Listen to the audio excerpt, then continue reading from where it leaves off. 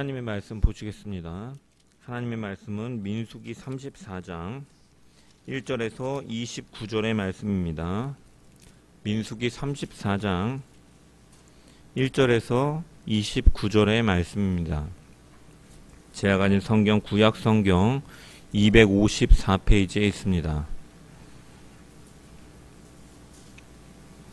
민수기 34장 1절에서 29절 말씀, 제가 하나님의 말씀을 봉독합니다. 여호와께서 모세에게 말씀하여 이르시되 너는 이스라엘 자손에게 명령하여 그들에게 이르라. 너희가 가나안 땅에 들어가는 때에 그 땅은 너희의 기업이 되리니 곧 가나안 사방 지경이라. 너희 남쪽은 에돔 곁에 접근한 신광야니 너희의 남쪽 경계는 동쪽으로 염해 끝에서 시작하여 돌아서 아그라빔 언덕 남쪽에 이르고 신을 지나 가데스바네아 남쪽에 이르고 또 하살하다를 지나 아스몬에 이르고 아스몬에서 돌아서 애굽 시내를 지나 바다까지 이르느니라. 서쪽 경계는 대가 경계가 되나니 이는 너희의 서쪽 경계니라. 북쪽 경계는 이러하니 대에서부터 호르산까지 그어라. 호르산에서 그어 하맛 어귀에 이르러 스다데 이르고 그 경계가 또 시브론을 지나 히사레난에 이르나니 이는 너희의 북쪽 경계니라. 너희의 동쪽 경계에는 히사레난에서 그어 스밤에 이르고 그 경계가 또 스밤에서 리블라로 내려가서 아인 동쪽에 이르고 또 내려가서 긴네렛 동쪽 해변에 이르고 그 경계가 또 요단으로 내려가서 염해에 이르나니 너희 땅의 사방 경계가 이러하니라. 모세가 이스라엘 자손에게 명령하여 이르되 이는 너희가 제비 뽑아 받을 땅이라. 여호와께서 이것을 아홉 지파 반쪽에게 주라고 명령하셨나니 이는 루벤 자손의 지파와 갓 자손의 지파가 함께 그들의 조상 가문을 따라 그들의 기업을 받을 것이며 므낫세 반쪽도 기업을 받았음이니라. 이 두 지파와 그 반 지파는 여리고 맞은편 요단 건너편 곧 해 돋는 쪽에서 그들의 기업을 받으리라. 여호와께서 또 모세에게 말씀하여 이르시되 너희에게 땅을 기업으로 나눌 자의 이름은 이러하니 제사장 엘르아살과 눈의 아들 여호수아니라. 너희는 또 기업의 땅을 나누기 위하여 각 지파의 한 지휘관씩 택하라. 그 사람들의 이름은 이러하니 유다 지파에서는 여분네의 아들 갈렙이요 시므온 지파에서는 암미우스의 아들 스무엘이요 베냐민 지파에서는 기슬론의 아들 엘리다시요 단 자손 지파에서는 지휘관 요글리의 아들 붓기요 요셉 자손 중 므낫세 자손 지파에서는 지휘관 에봇의 아들 한니엘이요 에브라임 자손 지파에서는 지휘관 십단의 아들 그무엘이요 스불렌 자손 지파에서는 지휘관 바르낙의 아들 엘리사반이요 이사갈 자손 지파에서는 지휘관 아산의 아들 발디엘이요 아셀 자손 지파에서는 지휘관 슬로미의 아들 아히후시요 납달리 자손 지파에서는 지휘관 암미우스의 아들 부다헤린이라 하셨느니라. 이들이 여호와께서 명령하사 가나안 땅에서 이스라엘 자손에게 기업을 받게 하신 자들이니라. 아멘. 말씀을 통한 주의 은혜와 평강이 모인 모든 자들 가운데 넘치기를 축원합니다. 지난 시간에 우리는 민수기 33장을 통해서 광야 40년의 노정을 살펴보았습니다. 33장에 나오는 지명들은 단순히 이스라엘 백성들이 지나쳐온 경로를 알려주는 것처럼 보이죠. 어디를 떠나서 어디에 이르렀고 어디에서 진을 치고 다시 떠났다라는 형태가 반복적으로 이어지기 때문입니다. 하지만 이 지명들이 기록된 것은 그들의 이동 경로를 알려주기 위한 목적이 아니라 하나님의 인도하심을 나타내기 위한 기록이라고 말씀을 드렸습니다. 광야 40년의 시간이 이스라엘 백성들을 준비시키는 시간이었던 것처럼 이 40곳으로 정리된 이 노정은 하나님께서 그들을 하나님의 백성으로 빚어가신 과정이었음을 나타내는 표지다라고 말씀을 드렸죠.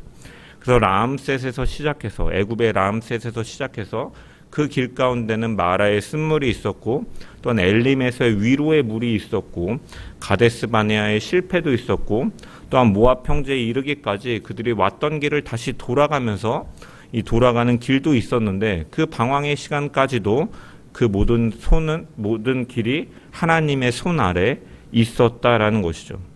그래서 하나님께서 이것을 기억하라고 말씀하신 이유는 무엇입니까? 바로 지나온 길을 기억한 자만이 앞으로의 길을 바르게 갈 수 있기 때문에 가나안 땅에 들어가기에 앞서 지금까지 온 노정들을 하나님은 기억하라고 말씀하신 것이죠. 그렇게 기억하라고 말씀하신 후에 33장 후반부를 보면은 하나님께서 이제 모압 평지에서 명령하시죠. 이제 요단을 건너서 너희가 가나안 땅에 들어가면 그 땅에서 어떻게 살아야 하는지를 분명히 말씀하셨습니다. 그곳에 있는 원주민들을 다 몰아내고 그곳에 있는 우상을 다 깨트리고 그곳에 있는 산당을 다 헐어버리라 라고 말씀하신 것이죠. 그래서 이 명령의 의미는 그 은혜를 기억하는 백성으로서 이제 그 은혜를 기억하는 자는 그곳에 들어가서 현실과 타협하며 사는 것이 아니라 오직 하나님만을 바라보고 의지하며 살라, 거룩하게 살라라고 말씀하시는 명령이었습니다. 그 뒤에 이어지는 이 민수기 34장은 이제 그 하나님께서 말씀하신 명령, 그 원주민을 몰아내고 우상을 다 깨트리고 산당을 다 허는 그 명령이 적용될 자리에 대해서 말씀하시는 것이죠. 그래서 하나님께서는 어떻게 살라라는 이 명령에 더하여서 이제 어디에서 살게 되는지를 정해 주시는 것이 바로 민수기 34장, 그 경계를 말씀하시는 것이죠. 가나안에서의 거룩한 삶을 명령하시고 이제 그 삶을 그 삶이 구체적으로 어디에서 이루어져야 되는지를 말씀하시는 것입니다. 그럼 왜 이렇게 말씀하고 계신가? 그것은 하나님께서 주신 그 약속과 그 명령과 하나님의 그 뜻이 나타나는 그 언약과 그 약속은 성도들의 삶과 분리되어 있지 않기 때문인 것이죠. 하나님은 백성이 실제로 살아가는 그 삶의 자리에서 역사 속에서 약속을 이뤄가시고 그 뜻을 이뤄가시는 분이시다라는 것이죠. 그래서 신앙이라는 것은 어떠한 추상적인 감정이라든지 어떠한 마음속에서의 결심만을 가리키는 것이 아니라 하나님께서 보내신 곳에서 살아가는 구체적 삶이다. 믿음을 따라 그 자리에서 살아가는 삶이 바로 신앙인 것이죠. 그렇다면 우리는 질문이 한 가지 생깁니다. 하나님께서 이제 34장에 이제 경계를 이제 선을 긋고 하면서 경계를 정하시고 기업이라고 선언을 하셨습니다. 그렇다면 하나님의 선언만으로 그 언약은 자동적으로 누리게 되는 것인가? 아니면 그 약속 앞에서 이제 백성은 믿음과 태도가 함께 요구되는 것인가? 우리는 민수기 34장의 말씀을 통해서 그 사실을 발견할 수가 있는데, 민수기 34장은 그 이스라엘 백성들의 영토의 경계를 보여주고 있지만 사실 이 경계가 실질적으로 성경의 역사를 보면은 그 경계를 온전히 그들이 누리지 못하였다라는 것을 성경을 통해서 보게 됩니다. 이 말씀하고 있는 경계를 다 누리는 시기가 사실 솔로몬 시대에도 완벽하게 그 시대를 누리지 못하는 것이죠. 그래서 이 민수기 34장의 본문은 단순히 이스라엘의 영토 범위를 알려주는 의미로서 기록한 것이 아니라 하나님께서 주신 그 기업과 그 기업 앞에 서는 백성의 자세를 우리에게 교훈하여 준다라는 것입니다. 그래서 말씀을 통해서 하나님께서 정해주신 그 기업 앞에 그들이 어떤 마음으로 그 경계를 받아들여야 되는지, 그리고 하나님께서 그 기업을 나누는 일에 어떠한 사람들을 세우셨는지를 우리가 통해서 그 믿음으로 나아갈 때 우리가 하나님께서 주신 것들을 어떻게 받아들이고 어떻게 그것을 나타내며 사용할 그 하나님의 뜻을 드러내는지를 우리는 이 말씀을 통해서 발견하게 된다라는 것이죠. 그래서 오늘 이 시간을 통해서 우리는 하나님께서 주신 것을 우리가 어떠한 자세로 받아들이고 하나님께서 그 사용하시는 그 허락하신 자리에서 사용하시고 하나님의 뜻을 나타내는 사람들은 어떠한 태도로 나아가야 되는지를 우리는 말씀을 통해서 깨닫는 시간 되기를 소망합니다. 그래서 2절의 말씀을 먼저 보면은 이렇게 기록되어 있습니다. 너는 이스라엘 자손에게 명령하여 그들에게 이르라. 너희가 가나안 땅에 들어가는 때에 그 땅은 너희의 기업이 되리니 곧 가나안 사방 지경이라 라고 말씀합니다. 이스라엘 백성들은 아직 요단강을 건너지 않고 모압 평지에 있는 상황입니다. 가나안이 눈앞에 있지만 아직 들어가지 못한 상태. 그런데 하나님께서는 이미 그 땅을 뭐라고 말씀하십니까? 너희의 기업이라 라고 선언하고 계시죠. 먼저 그것을 기업이라고 부르시고 그 다음에 이제 들어가는 때라고 말씀하시는 것이에요. 그래서 점령하였기 때문에 기업이 되는 것이 아니라 하나님께서 기업으로 선언하셨기 때문에 그것에 들어가게 되는 것이죠. 그래서 여기서 기업이라는 것은 히브리어로 나할랄이라는 단어인데 분배받는 목, 아버지로부터 상속받는 유산을 가리키는 단어입니다. 그래서 이스라엘 백성들이 그 땅에 가서 전쟁을 치르고 그 땅에서 승리하였기 때문에 얻는 전리품이 가나안 땅이 아니라 아버지가 자녀에게 나누어주는 목처럼 이스라엘 백성들이 이 가나안은 전쟁의 승리로 만들어낸 소유가 아니라 하나님의 언약에 따라서 주어진 선물임을 하나님께서는 분명히 밝히고 계시다라는 것이죠. 이 하나님의 말씀은 이스라엘 백성들에게 큰 소망과 확신이 될 것입니다. 이스라엘 백성들은 광야 40년을 지나왔죠. 그들은 38년 전에 가데스 바네아에서 가나안 땅을 눈앞에 두고 들어가지 못한 실패를 경험했습니다. 그래서 그 광야 1세대는 광야에서 다 쓰러지고 이제 지금 요단강 앞에 서 있는 2세대는 그 일을 기억하고 있는 자들이죠. 그래서 가나안은 그 눈앞에 보이는 가나안은 약속의 땅이기도 하지만 그들에게 있어서는 동시에 두려움 땅이기도 하죠. 실패의 자리였기 때문에. 그런 그들에게 하나님께서는 막연한 위로로서 단지 내가 너희와 함께 할 것이다 라고 하지만 않으신다라는 거예요. 그 땅은 기업이고 가나안의 경계를 구체적으로 말씀하심을 통해서 그 땅을 기업이라고 선언하고 계신 것이죠. 그리고 이것은 언약에 근거한 선언인 것이죠. 창세기 15장 18절을 보면은 하나님께서 아브라함과 언약을 체결하시면서 말씀하시죠. 그날에 여호와께서 아브라함과 더불어 언약을 세워 이르시되 내가 이 땅을 애굽 강에서부터 그 큰 강 유브라데까지 내 자손에게 주노니라고 말씀합니다. 하나님께서 아브라함과 언약을 체결하시는데 아브라함을 깊이 잠을 재우시고 그 쪼갠 고기들 사이로 홀로 하나님께서 지나가셨다라고 성경은 말씀하고 있죠. 고대 근동에서 언약을 체결할 때 계약을 맺는 이 양쪽은 그 짐승들을 쪼개서 양쪽에 놓고 그 언약을 체결하는 자들이 가운데로 들어감을 통해서 언약이 공식적으로 체결되었습니다. 이렇게 하는 이유는 무엇이냐면 약속을, 이 언약을, 계약을 이행하지 않는 쪽은 이 쪼개진 짐승과 같이 될 것이다라는 의미에서 이렇게 행한 것입니다. 그런데 하나님께서는 아브라함을 깊이 잠재우시고 하나님께서 홀로 그 사이를 지나가셨다라는 것은 무엇입니까?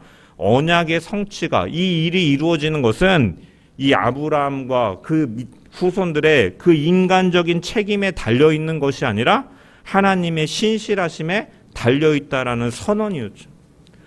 그래서 아브라함은 그 땅을 다 소유하지 못하고 죽었지만 약속은 사라지지 않았고 하나님께서 말씀하신 것처럼 애굽에서의 종살이의 시간을 지나서 하나님의 때가 이르렀을 때 하나님께서는 그 오래된 언약이 이제 역사 속에서 구체적인 경계를 언급하시면서 나타날 것을, 그들에게 주어질 것을 말씀하고 계시다라는 거예요. 그래서 하나님께서는 잊지 않으셨고 말씀하신 대로 이루어가고 계시다라는 것을 보여주는 것이죠. 그리고 그 약속은 오늘 본문에서 더 구체적으로 펼쳐지고 있는 것이죠. 3절에서부터 5절은 이제 남쪽 경계를 말씀하고 있습니다. 너희의 남쪽 경계는 동쪽으로 염해 끝에서 시작하여 돌아서 아그라빔 언덕 남쪽에 이르고 신을 지나 가데스바네아 남쪽에 이르고 또 하사라다를 지나 아스몬에 이르고 아스몬에서 돌이켜 애굽 시내를 지나 바다까지 이르느니라 라고 말씀하고 있죠. 여기서 언급되는 염해는 오늘날 우리가 잘 알고 있는 사해를 가리키는 말로서 이제 사해 남쪽 끝에서부터 이제 신광야와 가데스 바네아를 거쳐서 애굽 이 시내까지를 남쪽 경계로 하나님께서 말씀하시는 것이죠. 그리고 이어서 6절에는 이제 서쪽 경계를 말씀하시는데 서쪽 경계는 대가 경계가 되나니 이는 너희의 서쪽 경계니라 라고 말씀하시죠. 여기서 대는 오늘날의 지중해입니다. 그래서 이 지중해를 기준으로 해서 그들의 서쪽 경계가 될 것이고 7절 이하에서는 이제 북쪽의 경계를 말씀하시는데 호르산과 하맛 어기까지, 그리고 10절 이하에서는 동쪽의 경계를 말씀하시는데 긴네렛 바다와 요단을 거쳐서 사해의 남쪽 끝까지로 정하고 계신 것이죠. 그래서 중요한 것은 하나님은 그냥 막연하게 좋은 땅을 주시겠다라고 하시는 것이 아니라 어디서부터 어디까지 이르는지, 어느 지역을 지나 어디까지 닿는지 상세하게 지도에서 그리는 것처럼 선을 그어서 말씀하고 계시다라는 거예요. 앞서 살펴본 그 언약의 초기에 하나님께서는 15장 18절에 창세기 15장 18절에 애굽 강에서부터 그 큰 강 유브라데까지라고 큰 틀로 약속해 주셨는데 민수기 34장에 이르러서는 성읍과 지명으로 구체화되고 있는 것이죠. 이것은 무엇을 보여줍니까? 이 약속이 막연한 기대가 아니었다라는 사실을 드러내는 것이죠. 하나님께서 그 허락하신 때가 되었고 이제 적합한 때가 되니까 그것을 실제로 드러나게 하고 눈에 보이게 하심을 통해서 그 약속이 실제화되고 있음을 보여주는 것이죠. 그래서 하나님은 역사 속에서 일하시는 분이다. 분명히 일하시는 분이다. 그분의 약속은 분명히 우리의 삶의 자리에서 이루어질 것이다라는 것을 보여주는 것이죠. 그래서 신앙은 막연한 기대가 아니다라는 것입니다. 그냥 어떠한 추상적인 개념으로서 주어지는 것이 아니라 하나님께서 말씀하신 자리에서 그 말씀을 붙들고 살아가는 것이 바로 신앙이다라는 것이죠.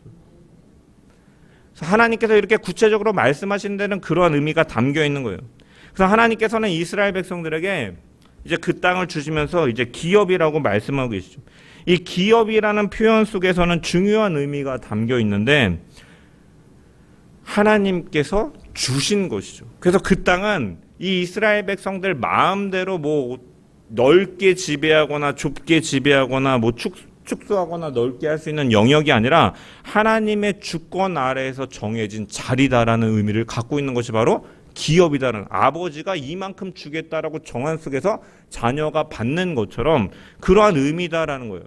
그래서 경계를 정하신 분도 하나님이시고 그 땅을 분배하시는 분도 하나님이시다라는 것이 바로 이 기업이라는 단어에 담겨 있는 것이죠. 그러므로 이스라엘 백성들은 자기의 그 욕심에 따라서 나라가 확장되어 가는 것이 아니라 하나님께서 허락하신 그 지경 안에서 살아가는 자들이었고 그것이 바로 언약 공동체다라는 거예요. 그래서 하나님께서 우리에게 허락하신 이 자리도 우리를 보내신 자리, 우리가 있는 가정, 우리가 있는 직장, 우리가 있는 교회, 이 자리도 우리가 선택하는 것 같지만 하나님께서 우리에게 선택하신 자리다라는 것이죠. 그래서 이 하나님께서 허락하신 자리 속에서 우리는 하나님의 말씀을 붙들고 살아가는 것이 바로 신앙이죠. 그럼 하나님께서 정해주신 자리에서 산다라는 것은 어떤 의미이냐?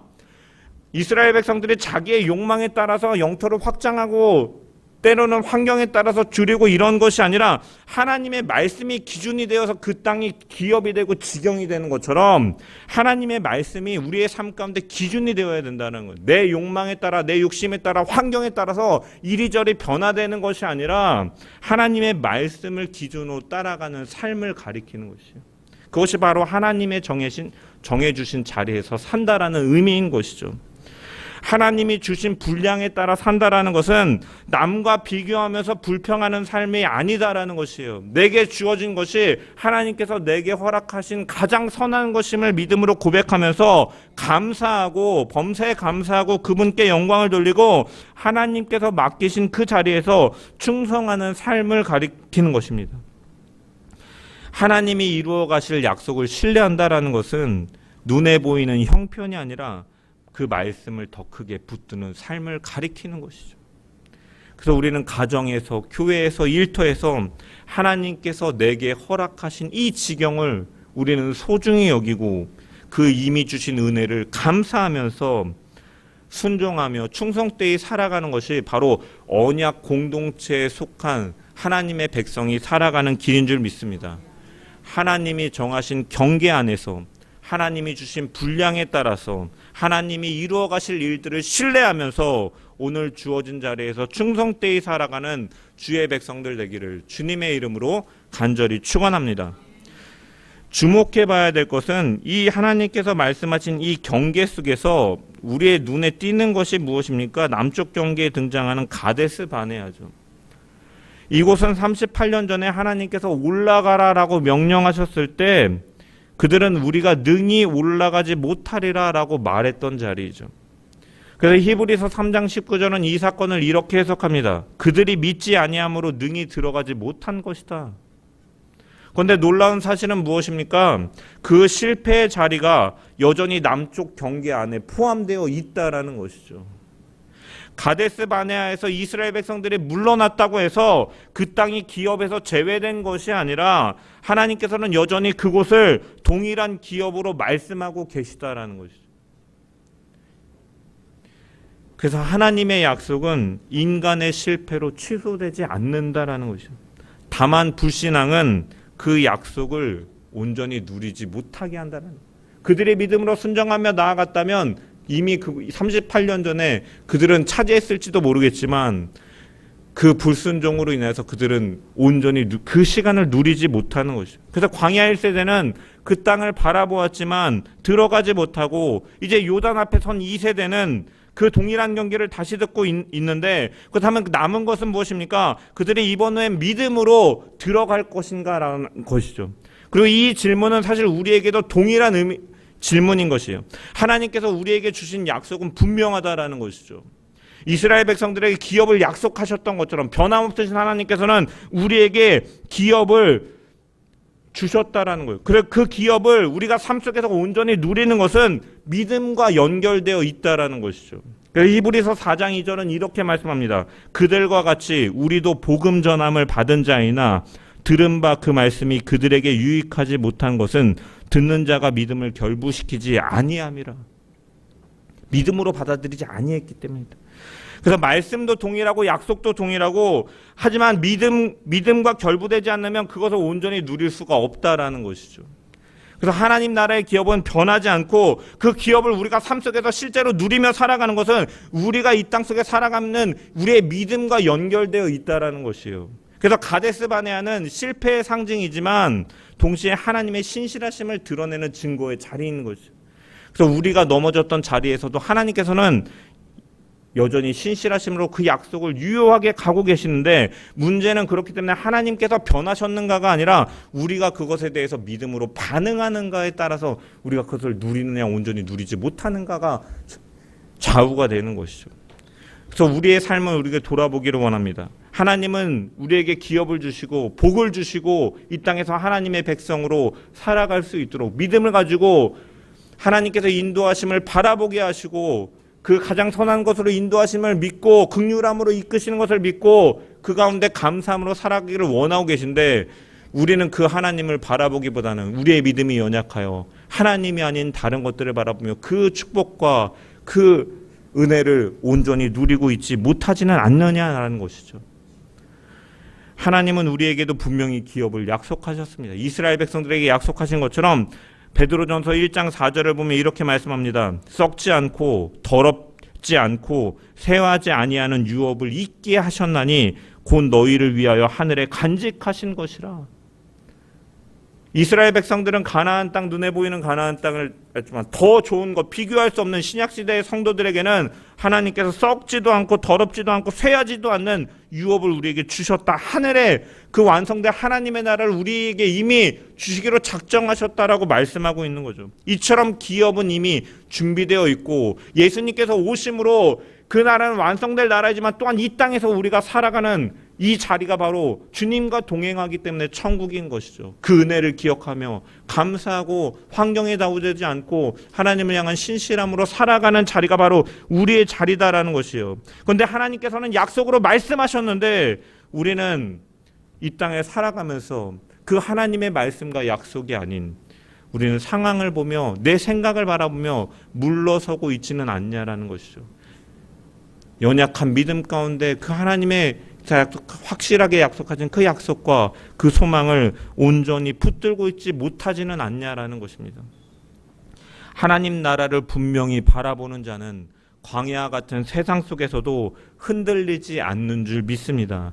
하나님께서 나를 위하여 계획하고 준비해 놓으신 것을 분명히 바라보는 가운데 흔들리지 않는 소망과 확신 가운데 신앙의 걸음을 걸어나가는 주의 백성들 되기를 주님의 이름으로 간절히 축원합니다. 하나님께서는 이처럼 가나안의 경계를 말씀하신 후에 또 한 가지 중요한 일을 이어서 말씀하고 계십니다. 16절에서 17절의 말씀을 보면은 이렇게 기록되어 있습니다. 여호와께서 또 모세에게 말씀하여 이르시되 너희의 기업을 나누어 줄 자의 이름은 이러하니 제사장 엘르아살과 눈의 아들 여호수아니라. 여기서 우리는 매우 중요한 전환을 보게 되는데 앞부분에서 이제 하나님께서 직접 경계를 정하시고 이제 어디서부터 어디까지 이르는지 하나님의 주권 속에서 말씀하셨습니다. 그런데 그 기업을 실제로 나누는 일은 하나님께서 이제 엘르아살과 여호수아를 세워서 맡기시고 또한 뿐만 아니라 18절에 보면 이제 각 지파에서 한 사람씩 대표를 세워서 그 이름을 하나하나씩 기록하게 하셨죠. 그래서 유다 지파에는 이제 여분네의 아들 갈렙이 등장하고 다른 지파도 이제 빠짐없이 이름이 언급되고 있죠. 그래서 하나님께서 주시는 기업이고 그렇기 때문에 하나님께서 각 지파에게 직접 말씀하셔서 이곳이 너희 지파의 기업이다라고 선언하실 수도 있는데 하나님께서는 그렇게 하고 계시지 않다라는 것이죠. 주권적으로 기업을 주시되 그 기업을 공동체 안에서 질서 있게 세우는 일에 사람을 세워서 사용하고 계신다라는 거죠. 이처럼 하나님은 사람을 통해서 일하시는 분임을 우리는 발견할 수가 있는 거죠. 그래서 여기서 나오는 엘르아살은 제사장이죠. 하나님 앞에 서는 사람. 그리고 여호수아는 이 모세의 뒤를 잇는 지도자로 백성 앞에 서는 사람입니다. 그리고 각 지파의 대표자들은 공동체의 책임자들이죠. 하나님께서는 당신의 기업을 하나님 앞에 서며 백성 앞에 서는 제사장과 지도자들을 통해서 질서 있게 나누도록 하고 계시다라는 것이죠. 사람을 통해서. 우리는 여기서 중요한 사실을 발견할 수가 있습니다. 기업은 하나님의 것이고 분배의 권위도 하나님에게서 나오지만 그 일을 행하는 통로로 하나님은 사람을 사용하신다라는 것이죠. 그래서 18절 이하를 보면 각 지파에서 한 사람씩 대표를 세워 그 이름을 기록하십니다. 유다 지파의 갈렙이 나오고 다른 지파들도 언급되는데 이 명단은 하나님 나라의 질서가 어떻게 세워지는지를 보여주는 명단이죠. 여기에 등장하는 사람들은 단순히 자기의 목만을 바라보는 사람들이 아닌 것이죠. 하나님께서 주신 기업이 공동체 안에서 공의롭고 제대로 분배되도록 책임을 맡은 사람으로서 세워지고 있는 것이죠. 이처럼 기업을 받은 것은 은혜이고 그 은혜를 입은 자에게는 또한 어떠한 사명이 주어지냐? 기업을 세워가는 사명이 주어진다라는 것을 우리는 말씀을 통해 발견하게 되죠. 이들 역시도 기업을 받은다 하지만 자기가 받을 목만을 바라보고 있는 것이 아니라 또한 이 복을 또한 분배하고 전하도록 공의롭게 전하도록 책임이 이들 가운데 주어지고 있다라는 것이죠. 그래서 여호수아는 자기 목만 확보하면 되는 것이 아니라 백성을 인도하는 책임을 맡고 각 지파가 분열되지 않도록 질서를 세우고 하나님이 정하신 뜻대로 분배되게끔 하는 일을 감당하는 것이죠. 갈렙도 마찬가지입니다. 그는 38년 전에 가데스 바네아에서 우리가 곧 올라가서 취하자 능히 이기리라 하나님께서 도우실 것이다 라고 말했던 그 믿음의 사람이죠. 그 믿음으로 반응했던 사람이 그 믿음으로 서 있기 때문에 이제는 공동체를 세우는 책임을 맡은 자리에 서 있게 되는 것이죠. 그래서 하나님께서는 믿음으로 서는 사람을 쓰시고 하나님께서는 우리에게 복을 주실 뿐만이 아니라 그 복을 맡겨서 공동체를 세우는 일에 하나님의 일에 동참하도록 사람을 세우시고 축복의 통로로 사용하시는 것이죠. 그래서 아브라함에게도 말씀을 너는 복의 근원이 되고 축복의 통로로 하나님께서 사용하시는 것이죠. 그러므로 우리가 믿음이라는 것은 하나님께서 우리에게 주실 것만을 바라보며 사는 태도가 아닙니다. 믿음을 가졌다라는 것은 그 약속을 이루시는 그 일에 우리가 기쁨으로 동참하는 것, 그 사명에 순종하는 것을 감당하는 것이 바로 믿음이다라는 것이죠. 신앙이다라는 것이죠. 내가 허락된 그 자리 속에서 하나님께서 맡기신 그 책임을 감당하며 그 하나님의 공의와 그 인애로서 분배되어지고 그 기업을 나누는 일에 사용하는 것이 바로 믿음을 가진 자의 또한 책임이고 사명인 줄 믿습니다. 그래서 고린도전서 3장 9절에 바울은 우리에게 이렇게 말씀하죠. 우리는 하나님의 동역자들이요 너희는 하나님의 밭이요 하나님의 집이니라. 하나님께서는 홀로 일하실 수 있는 전능하신 분이시지만 사람을 동역자로 부르셔서 그 영광스러운 일에 참여하도록 하시는 분이시다라는 거예요. 그래서 기업을 받는 은혜에서 멈추지 않고 기업을 나누는 책임의 자리로 나아가게, 하나님께로부터 받은 복을 나누는 책임의 자리로 나아가게끔 하시는 것이다라는 거예요. 그래서 믿음은 바로 그러한 것이에요. 그래서 우리는 신앙생활을 하면서 우리는 하나님 저에게 무엇을 주실 겁니까? 라고 묻지만 하나님은 우리에게 이렇게 물으신다는 거예요. 내가 너에게 무엇을 맡길 수 있겠느냐? 너는 무엇을 맡을 수 있겠느냐라고 물으신다는 거죠. 가정에서, 교회에서, 직분의 자리에서, 보이지 않는 성경의 자리에서 하나님은 사람을 세워서 하나님의 일을 이뤄가시는 분이십니다. 하나님이 정하신 경계를 인정하는 사람은 자기의 욕망에 따라 움직이지 않는 사람이죠. 하나님께서 맡기신 분량 안에서 충성하고 기업을 감사함으로 받음을 통해서 그 기업을 세워가는 일에도 쓰임받는 신앙으로 자라간다라는 것이죠. 그래서 믿음은 단지 약속을 기다리는 태도가 아니라 하나님이 약속하신 것을 이뤄가는 과정 속에서 순종으로 참여하는 것이 바로 믿음이다라는 거예요. 완성될 하나님의 나라만을 그냥 사과나무에서 사과가 떨어지기만을 기다리는 사람이 아니라 그 사과가 떨어질 것을 알고 거름을 주고 수확하고 잎을 치고 가지를 치고 하면서 그 열매가 아름답게 맺혀질 수 있도록 동참하는 것이 바로 믿음을 가진 자의 모습인 줄 믿습니다. 우리가 그래서 받는 자리에만 머물지 않고 맡겨진 일을 감당하는 자리로 나아가는 것, 믿음으로 쓰임받는 삶을 살아가는 주의 백성들 되기를 주님의 이름으로 간절히 축원합니다.